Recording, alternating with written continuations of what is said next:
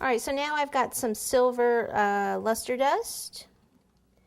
And what I want to do on this, the scissors are going to be all silver, so all I have to do is I'm just dry brushing these. Okay, like I said, it's better, so since they're gray chocolate underneath, that's all you have to do is dry brush it, and they look really good. And then for these other pieces here, the handles I'm going to cover with black fondant. So this part right up here is the only part that I really need to do. All up here, and then all this upper portion right in here. All right, so here's some of the black fondant right here. Just take one of my pieces. What I usually do is just take a little bit of shortening and just kind of rub it right on top of the chocolate here.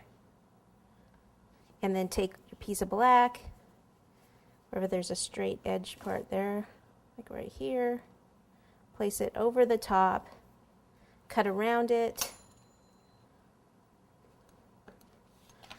and then just kind of pick it up like this.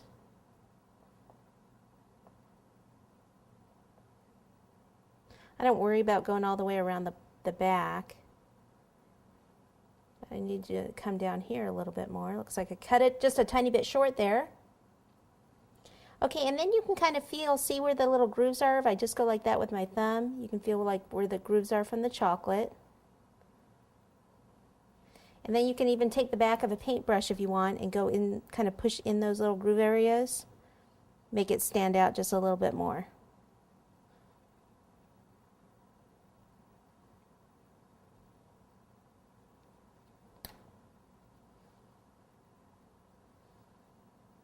Okay, and that's it. That's pretty much, that's one of them there. So now I can go ahead and do my other one. I've got the scissors. This is the other one here. I'll go ahead and do the same thing, and then we can move on to the other pieces.